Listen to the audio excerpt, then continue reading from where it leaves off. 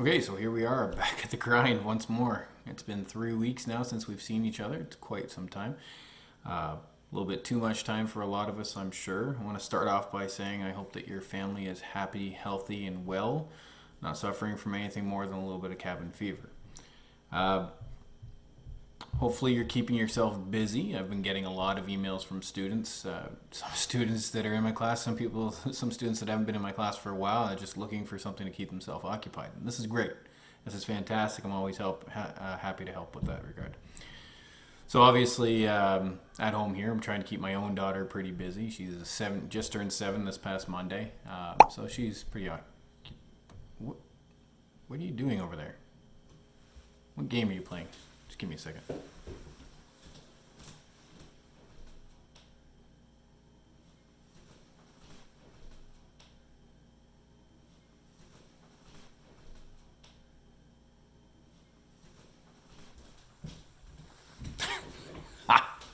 What do you do? She's playing a Good Job for the Switch. Just came out. Great game. Good puzzle solving. Lots of fun for everyone. Okay, so let's keep going here. So we're going to talk about understanding and me understanding what situation you guys are in. What game is that? Is that Halo? You can't be playing Halo. What are you doing?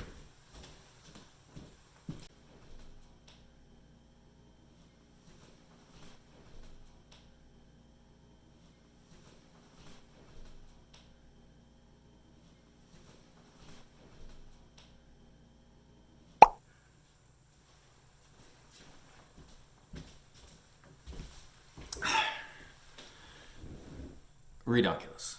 What do you do? Okay, so yeah, as I was saying, back to understanding and what we need to do. What are you doing? No, no. Okay. All right, you gotta go. You you gotta go, Chad.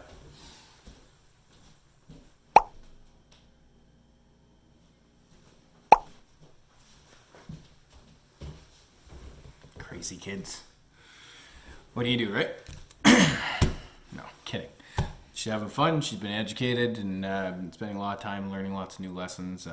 Thanks to her teacher, Mrs. Miller, who's given me some uh, guidelines on what to give her and where she was at beforehand. You rock, Mrs. Miller. So, anyways, moving forward, let's get serious. Now, first of all, you need to understand that we understand that everybody is in a different situation at home. Now, that may be something as simple as you got one computer and you're sharing that with siblings, maybe even parents who need it for work.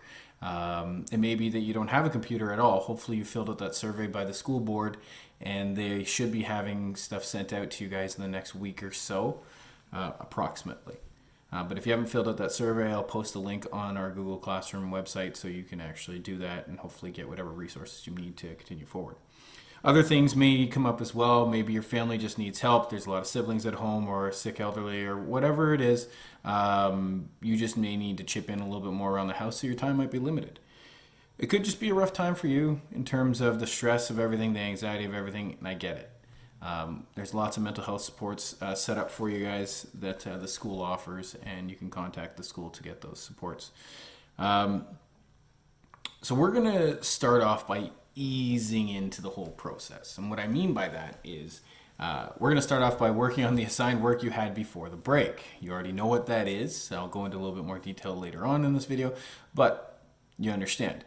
We're not going to just jump right into lessons and say, let's go, go, go, go, go. That doesn't make any sense to do that. We are going to be doing what we started off with beforehand. You all should know what that is and know what the expectations of those things are. So we'll keep on. Now, pacing. First of all, modifications will definitely be made to the course. The pace. What I'm going to be doing is I'm going to be posting a pacing chart on our Google Classroom, and the whole point of this pacing chart is just to simply give you a guideline. It is not strictly enforced or anything like that. It's to give you a guideline. So because the modifications of the course that are going to occur, what's going to happen is I'm going to be changing things around a little bit, and we're going to try and get as much of the course we can actually get in that is reasonable. So this pacing chart is for the people that are in the ideal situation that there's nothing really holding them back. It's just you're gonna go on the prescribed amount of time that the government has set up for you, and that you should be able to finish that in that amount of time. That's the goal anyway. So this will be posted for you, and if you can't follow that pacing chart because of all those other mitigating factors, whatever they are, maybe it's something I didn't list, do the best you can, and let me know where and when I can help if possible. All right? It's just communication. That's the biggest thing, communication. So the next thing is the importance of routine. So the importance of routine, it helps us stay focused. It helps us stay grounded. It keeps you moving forward and stops you from being sedentary, sitting in front of that TV, playing video games all day, or whatever it is you're doing. I'm sure your skills have grown exponentially in that amount of time. But routine does help. Routine keeps us going. Routine is very important for everybody. I've got my daughter on a routine right now, and you can see right now she's working hard. How's it going, Athena? Very well, Father. Wait a second. What is she doing over there? Let's go find out. Are you playing Kaboom? Yes, Father.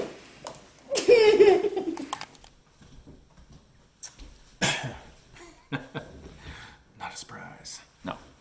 I tease. She's actually a fantastic student. Anyways, moving forward. So what will lessons look like going forward? Well, the good news is they're going to be similar to what they were before this whole COVID-19 coronavirus thing started. If you were the type of student who was working ahead in the class, what that means you were doing some self-learning, because as you know, when you first walk into my class, I have the entire semester posted for you and ready to go on Google Classroom, with the exception of newly updated assignments, which get updated every single semester. So it will be similar to that. What that means is that each lesson is already posted for you on Google Classroom. It's already there now. I am going to be making some modifications, some updates for pacing and some quantity or content, things like that. But for the most part, they're ready to go. So what you can expect in each lesson, there's going to be a video. Every single lesson is going to have a video that's going to go through the lesson content itself, the curriculum, all of it. It's going to be there. You should expect some supporting documents. Sometimes there'll be some demos and tutorials, whether that is code or whether that is a video or something along those lines. You'll see it there. There will always be a practice task for you to apply your new knowledge or skills. Of course, you need to be able to practice this. You need to be able to apply this. This is a hands-on course. It's just like working in the wood shop. The only difference is instead of working with building something with our hands, we're building something with our minds. And I guess with our hands a little bit too. What you will not see, though, is you will not see live stream lessons. I know that was something that a lot of you were looking forward to, interactive, face-to-face interaction, so you could be more like a live classroom. Unfortunately, that's not really in the cards right now. As directed by the school board, they don't want those two-way communications up and running. That may or may not change in the future. I don't know. I honestly hope it does. But I understand why. There's a lot of different factors involved, whether that's the security of the technology that's used. We've all seen certain issues out there with technologies. I'm not going to name names right now that have security breaches. But then there's also the side of things. If you got, X hundred thousands of students all streaming bandwidth-wise, it's just going to crunch things in the province, and that's not a good thing either. Now, let's move forward. Next item, expect change. Lots and lots of change. Now that's in change in the content, the assessments, and the pacing of the course, obviously. But also expect change in the delivery of the course. So as ideas and strategies change, and they will be evolving almost on a daily basis, because this is new. This is something that hasn't really been done at this large scale before, and to be honest, nobody was really prepared for it. So everybody's learning. So there's going to be some bumps. There's going to be some hiccups. So expect change to occur. So things might happen, like different technologies get approved. So maybe that two-way communication is approved, so we can start streaming like that. Board guidelines may change. So in terms of how we assess, how we evaluate, how much and how little, things like that. When, due dates, things like that. So expect change. It is going to occur. Assessments will still occur. although they may take new forms. Now, you've done a number of different types of assessments from me, whether that's programming assignments, whether that's tests, whether that's doing things with your hands and like posters and presentations and things like that. We're going to try and do as much of it as we possibly can within reason, of course. Final exams, still a big question mark. Who knows? I'm not sure. It probably depends on whether we actually get back to school or not. Hopefully we do, fingers crossed. But if we don't, I don't see them. I don't want to make any. I don't want to make any suppositions. So we'll just, for now, it's a question mark. Okay. So all the course content will be available to you to follow according to the suggested pacing, but at your own pace if needed. So try and follow it according to that. So what can you expect going forward? Well, first of all, the board / the government recommends that you spend approximately 3 hours a week per course at the secondary level. That's you guys. That means that you're spending less than 40 minutes a day, assuming you have a full course load. You're spending less than 40 minutes per day per course, when we normally spend 75 minutes in class alone, plus homework and assignments and all that kind of stuff. So everything is shrunk down. Now that's what they're suggesting. And of course, your own ambitions and whatnot might lead you to invest more time here, there, in other places. And there may be situations where you those mitigating factors again, where you can't even do that 40 minutes. So live the best you can and try and do the most you can. Okay, be happy, be healthy, and be productive, please. So what can we do in less than 40 minutes of time a day in programming? Not nearly as much as we used to now, can we? So do the best you can and ask questions and be in communication with me wherever I can help. Okay, sometimes we have bugs that take longer than 40 minutes to break. What do you do? All right. So for me, what can you expect? You can expect all of your lessons and assessments will be posted at least, they're already there for the most part, but at least 1 week before they show up in the suggested pacing chart. All right. So this will allow those of you working ahead to actually do so. That's great. That's what we want, right? You can expect me to answer your emails as normal. I've been doing that forever. Whether that's 9 a.m. or whether it's 3 a.m., you can usually expect a response from me. However, I will have specific office hours, quote, office hours, where you can expect a much quicker response from me. Please email my GAPS account, not my regular school account. Email my GAPS account. That will go directly to my phone, so I'll actually see a notification on it. Yes. So the hours, when are the hours? I'll post those on Google Classroom for each individual course. That way you know exactly when they are, and since this is a general video for all my students, it doesn't make sense for me to state it now. You will be able to find all of these postings in the at-home learning section on Google Classroom, with the exception of the lessons themselves. Those are going to stay organized the way they are in their actual sections and units. It doesn't make sense for me to move things around.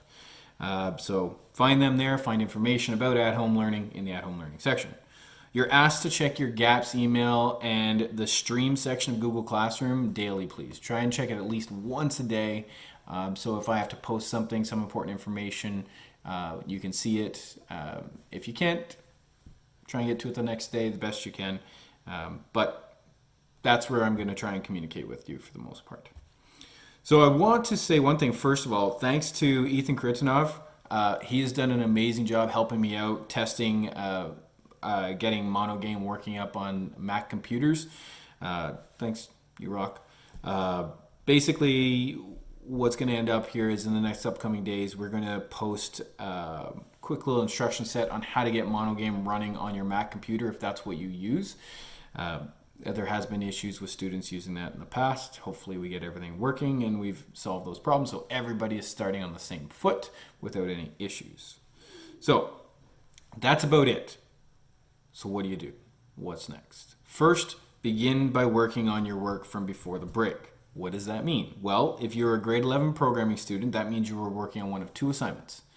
Either Snakes and Ladders or your Endless Runner. Well, really it's the same assignment. Two options in the same assignment. Okay? Grade 12 students, you were working on one of two things, which was either your inventory management system, your fake Amazon management system, or your root beer tapper game. That game's awesome, by the way. Video game production course. You your job is to continue training and practice building your game using GameFruit, gamefruit.com, which is the tool that we've been using in class.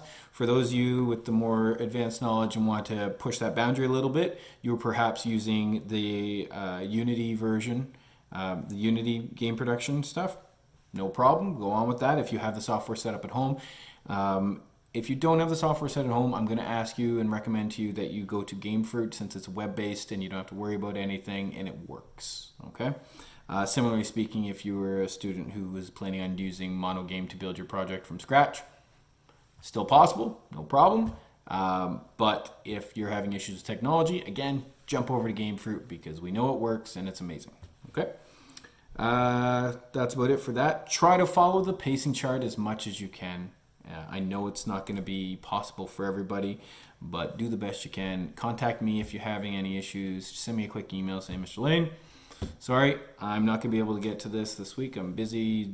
Don't even have to tell me why. I'm assuming that you have good reasons. We all have our own personal reasons these days for dealing with different things. Okay? If you have any questions or any concerns, contact me. Let me know, and I'm happy to answer and do anything I can to help support your learning. Okay? Take care. Take care of your family. Take care of your loved ones. And you'll hear from me soon.